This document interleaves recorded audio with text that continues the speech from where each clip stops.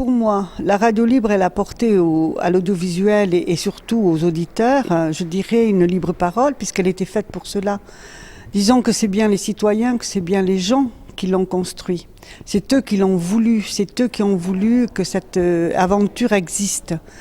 Nous, je dirais, les enfants, entre guillemets, ou les anciens de cette radio libre d'il y a 30 ans, disons qu'on a bénéficié de cela, mais quelque part, c'est bien d'autres personnes qui ont voulu la créer.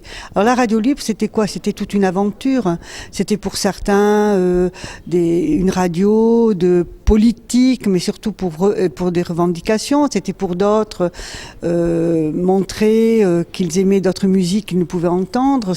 Il y a eu énormément de choix. Et il y a encore, au jour d'aujourd'hui, des identités différentes dans les radios. Et ce qu'il y a de bien au niveau de l'Aquitaine, c'est que ça existe encore. Et nous, au niveau de la Fédération Aquitaine des radios locales, on essaye de se dire que c'est pas parce qu'on se réunit dans une fédération que l'on doit être toutes semblables. Donc ça veut dire que c'est bien les auditeurs qui font la radio et les animateurs, les professionnels, puisqu'au jour d'aujourd'hui, même dans une radio associative, il n'y a pas beaucoup de salariés et de professionnels, mais en moyenne, il y a 3 ou 4 personnes qui travaillent journellement, et puis quelque part, dans ce nombre d'années, ces 30 ans, nous avons formé, où ils se sont formés et ils nous ont en même temps formés, nous les responsables, à pouvoir continuer cette aventure. La radio libre, c'est quand même elle qui a fait en sorte qu'il y ait au jour d'aujourd'hui beaucoup de radios commerciales. Bien sûr, il y avait dans ces radios commerciales des personnes qui avaient démarré dans les radios associatives, puisque ne serait-ce en Gironde, elles étaient à peu près dans les 130, Gironde et Pyrénées-Atlantiques. Au jour d'aujourd'hui, dans toute l'Aquitaine, par exemple, on est 40 à 45 radios associatives. Mais ce qu'il faut savoir, la difficulté pour une radio associative, c'est qu'elle est d'abord une association, et que donc de ce fait, on a toujours pour certains l'impression que ce sont des amateurs, que ce sont des bénévoles, mais qui ne connaissent rien au métier. Et puis quand on commence à venir un petit peu nous côtoyer, on s'aperçoit que non, on est quand même tout à fait autre chose.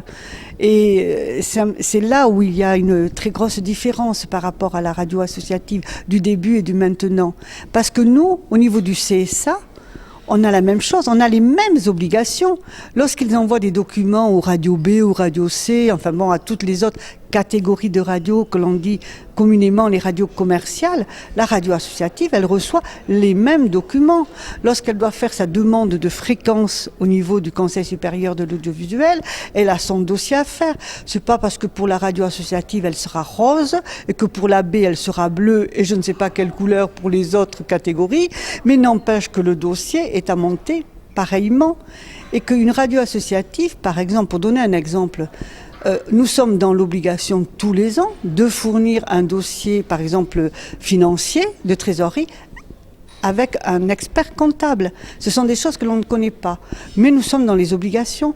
Personne ne peut monter une radio, par exemple, n'importe quel président qui change au jour d'aujourd'hui, il doit donner son casier judiciaire. C'est dans les mêmes obligations que les autres.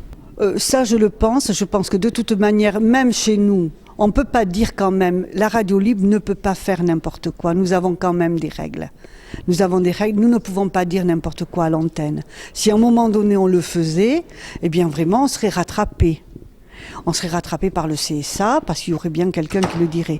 Donc dire la radio libre, c'est plutôt dans l'esprit, c'est plutôt se permettre de pouvoir accueillir des nouvelles personnes qui vont peut-être faire leur formation dans la radio libre, aller ensuite ailleurs, leur permettre d'avoir un lieu, en fin de compte, pouvoir s'exprimer.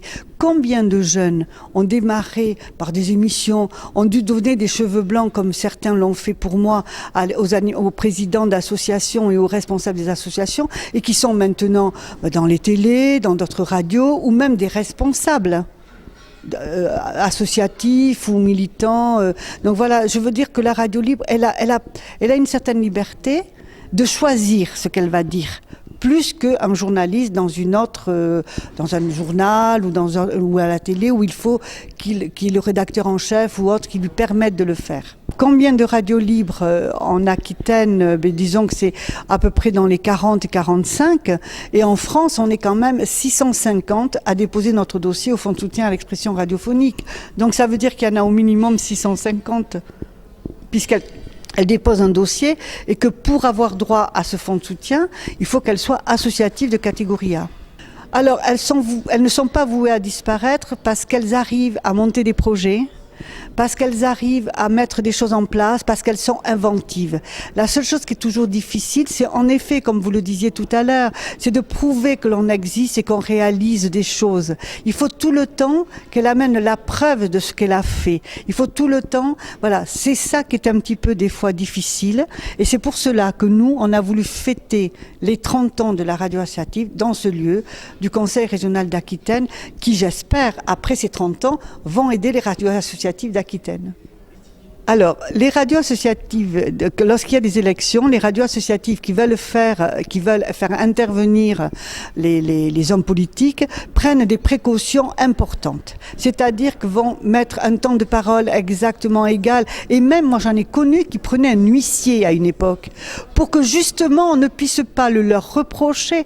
Parce que c'est vrai que quelque part, lorsqu'elles sont installées dans une commune, lorsqu'elles sont aidées plus particulièrement du maire, ben c'est difficile pour le maire d'accepter que le candidat qui va venir contre lui puisse parler en même temps. Donc elles le font comme ça. Personnellement, j'ai décidé depuis longtemps que l'on donnerait les résultats, mais que ça s'arrêterait là. Parce que j'estime que d'abord, mes animateurs, ils ont leurs idées politiques. On va pousser par contre les gens à aller voter, quel que soit ce qu'ils votent, mais on ne va pas faire autre chose. Personnellement, dans ma radio. Un journaliste, chez nous, on est sur une convention collective. Il faut savoir que nous sommes sur la convention collective comme les autres radios et que ce n'est pas nous qui faisons baisser la convention collective, même si des fois ça nous fait très peur. On ne va pas dire les choses autrement. Appliquer le tarif de la convention collective, c'est quelque chose d'important. Mais nous poussons nos radios à le faire. Alors elles ont fait certaines des bêtises, en effet, parce que des fois elles ont mis un peu, comme on est dans une association, des titres un peu ronflants, qui après fait que sur la convention collective, il faut payer la personne beaucoup plus cher. Bon, ça après, ce sont des choses qui s'arrangent entre le salarié et la radio. Un dernier message, je suis très heureuse de ce qui s'est passé pendant ces 3 jours. J'espère que les radios d'Aquitaine en trouveront un profit. J'espère que ceux qui écouteront iront vers les radios associatives, parce que bien sûr, bien souvent, comme on est des petites équipes, nous n'avons pas toujours la possibilité. Les radios associatives désirent qu'on vienne vers elles et donneront la parole. Merci à vous.